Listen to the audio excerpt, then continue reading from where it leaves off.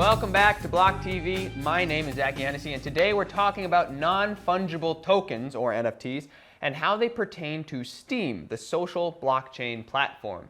The company recently announced that they are adding NFTs, and to tell us a little bit more about that today, I am joined by Agrode Lighthacker, who runs this project. He's the CEO of Splinterlands, and as I understand it, Agrode, you wear quite a few other hats. So, what kind of stuff have you been doing over there?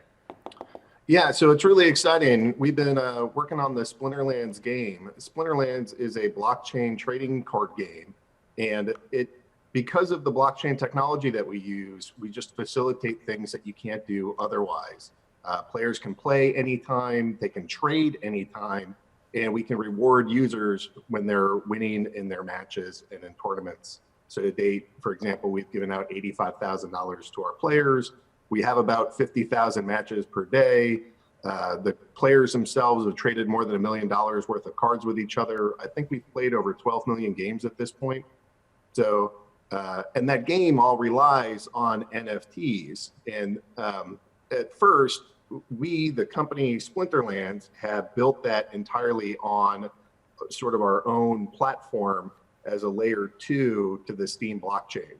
So we use Steem as this open source public repository, and we pull from that data, but everybody can see it. So our players have unparalleled access to information, because in like a normal game, I don't know how many like physical cards somebody has printed, and I don't know how many still exist. But on a blockchain-based game, I know exactly how many exist, who owns them, how many are on the market, what are the different prices that people are looking for from them, how often do they win, how often are they used. I literally know everything about the state of the game because it's all public and open. And that is you, not only you, the CEO, but everybody has kind of an idea of all of the information about the game. Is that right? Yeah, it's really fun to see third-party sites get created that just pull data from the chain to go see all this stuff. So sometimes when I want to go check stats, it's actually easier to use tools that third-party developers have made than what we even have internally. And that's because there's just a lot, we have to focus development on all the new aspects of the game, whereas everybody in the ecosystem and all the programmers, they can really build tools that meet their needs. So yeah, everybody in this ecosystem, if you have something like a programming 101 background with Python or JavaScript or any kind of like really standard web development language, you can go pull data from the chain and use that to go see the stats and see, like, pull whatever data you want from the market activity to the games played, to what accounts are playing, and any financial momentum that the game has in one direction or the other, and how many players are renting cards. I mean, that's sort of a fascinating thing that we do. We make it so there are people that can own the cards and then rent them to other people. And you don't see that in a lot of games. And you also don't see the ability to track that in a lot of games. And so just blockchain can facilitate so much that traditional gaming experiences just won't allow. And so we've been building some really neat aspects to our game that way. So I want to return to Splinterlands in just a moment, but first let's zoom out just a little and take half a step back. And I want you to kind of express to me, as far as I understand, the whole platform of Steem is adding these NFTs. Is that correct? Yep. So the Splinterlands is my full-time job, and this is what I do day in and day out. But I have a labor of love, and we call it Steem Engine. And Steem Engine is a layer 2 solution on the Steem blockchain. And the layer 2, you can either build it into the base layer, or you can build things sort of above it with a separate node system. And if you build it at the base layer, there's lots of advantages, but it also means development has to be incredibly slow because the entire network has to agree to all things at all times. And so getting hard forks in to go allow giant new feature sets can actually be quite difficult. And so what we wanted to do is I got a team of developers that put together this layer 2 solution. So we use the Steem blockchain as our data source, and all the accounts there verify all the transactions, and we know the right keys and we know the right users. But now we allow people to go create their own tokens, trade them. So for example, Splinterlands has a in-game currency, and that's called dark energy crystals. Well, your dark energy crystals you can spend in Splinterlands or take it to the Steam engine market and trade that for any other cryptocurrency that's there, and then work with other exchanges to go trade it for even different things. So right as of this past several months, the Steam engine tool has allowed people to create their own tokens, sort of like an ERC20.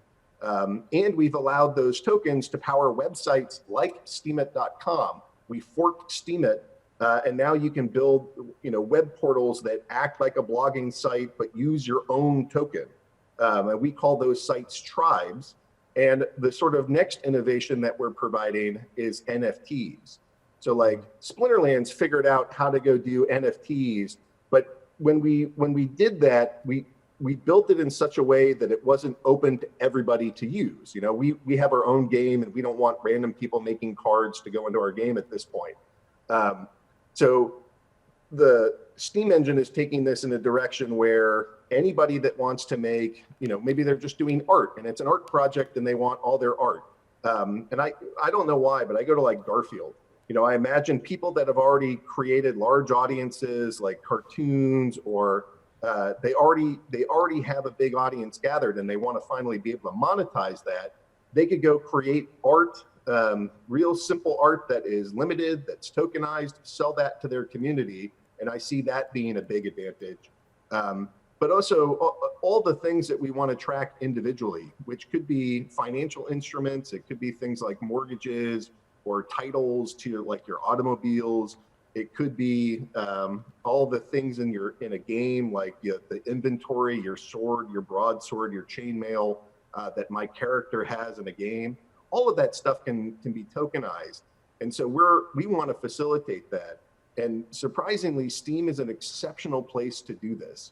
The transactions are free on the Steem blockchain. So there's no like gas fee every single time that you want to transfer something. So that makes for a better experience for players. It's fast. We have 3-second block times. So that makes that really easy. And then there's already an existing community here. So people that are looking to go bootstrap communities, games, and things like that, there's already people to interact with. And that's usually one of the hardest things to do with your business, is try to figure out, how do I get people doing this or using this?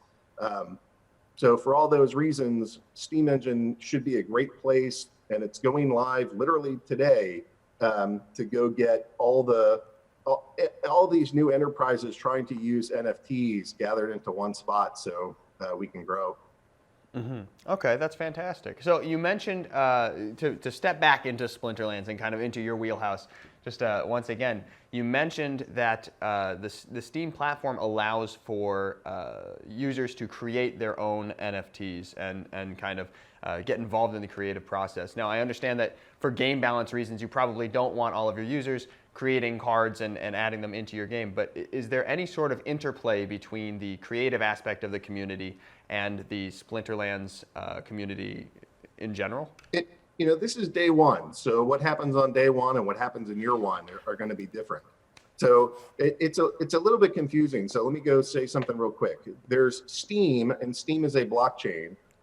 There's Steemit.com, which is a site that uses the blockchain. And then there's Steemit Incorporated. Steemit Incorporated is a business that is filled with developers who helped invent the Steem blockchain and helped invent that blogging platform. And that's a separate company. So the company that I manage and run is called, it's technically called Steem Monsters Incorporated. The game that we operate is Splinterlands, and our cards live on our sort of separate node, and we interpret data that lives on the blockchain. And players at this point can't go create brand new things to go live inside of our game. But there are games that are doing that, and we're looking closely at that model. The name is escaping me, but there's a company that actually just incorporated our tokens into their game and put our art and our cards into their game. And so I see things like cross promotion being possible, and figuring out ways that other groups can kind of involve themselves in this. We like making partnerships. it's really hard to just grow the game one player at a time, player by player. And it's a lot easier if we can actually figure out, whole groups that we can attach onto and sort of merge our communities. So like one example of that is one of the first mergers, or one of the first things that we did was we built a integration for the Tron blockchain. And so there's now 1,200 wallet addresses that log in, and they use their Tron keys to go sort of sign in, check, do transactions with Splinterlands, even though we're built primarily on the Steem blockchain. And today, or actually this past week, we just finished our integration with Ethereum. So now our cards can be placed onto OpenSea and traded there. We're working on our Wax integration. So for now, we're not quite at the stage where we're doing the more creative side of that, where we're bringing in cards, and there's a lot of balancing that goes into our game. So figuring out how to let third-party things come in is quite challenging. But we are kind of going through the steps to go sort of branch into all these different communities, Tron, Ethereum, and Wax being three of the big ones. Okay, interesting. So I have to ask one final question before I let you go, but what, you're in somewhat of a niche in this blockchain gaming arena, you can say. But in this small pond, there's already seemingly a very large fish, which is the TCG Gods Unchained, which is run out of Australia, I believe. So what's your perspective? What's your take on competing with a game like that, or creating a TCG blockchain-based trading card game in a pond with such a large fish in it already? Well, I celebrate the amount of money that they've been able to raise, and the sort of background that they come with. They've done a great job. Splinterlands, we're actually doing exceptionally well. We had something like 4,500 accounts that were interacting with their game just yesterday, which makes us one of the biggest apps already in the crypto sphere. Just by the number of games played, the amount of transactions, we're actually already doing quite well. So I'm excited that there's other games that bring marketing budgets that are sharing with the world some of the benefits of using blockchain. Again, being, at least in our case, you can play anytime, trade anytime, and get rewarded for every win. And that to me, this market is so new that I don't look at any of these things as competition so much as other vehicles to bring players to blockchain gaming that I think will ultimately migrate here. One of the things is that our game is super quick. It's like a 3 or 4 minute game to play, and it's highly strategic, and it's all packed in there. So playing our game is just different than sitting down for 30 minutes and so we have sort of a unique way that you can play. We have these nice advantages. We've already built this large ecosystem, and we keep growing, and we keep making partnerships. In part because our mobile app is going to be coming out at the end of the month. We have some really nice partnerships that are lining up for that, so that we can sort of co-market it. And I don't know. I just don't see. We are so new as a space, and there's so few people that are already using blockchain that I think every single one of these is still additive. We're not really fighting for market share from each other. We are fighting for market share from sort of standard fiat payment systems and traditional games. And even there, we're this sort of new first thing. We're going to stand on their shoulders and say, hey, look, all the benefits that you've loved with your traditional gaming, you can still get those, but you also have the ability to sort of trade all your tokens, and you can be rewarded here.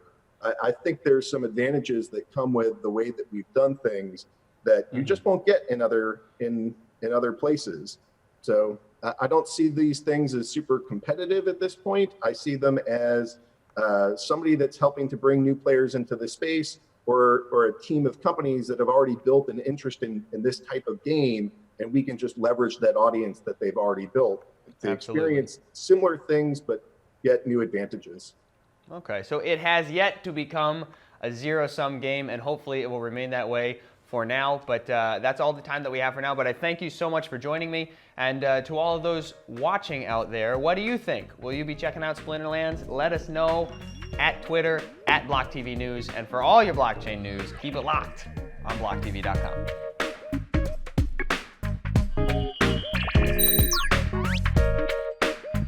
For more news and updates, follow us on Twitter.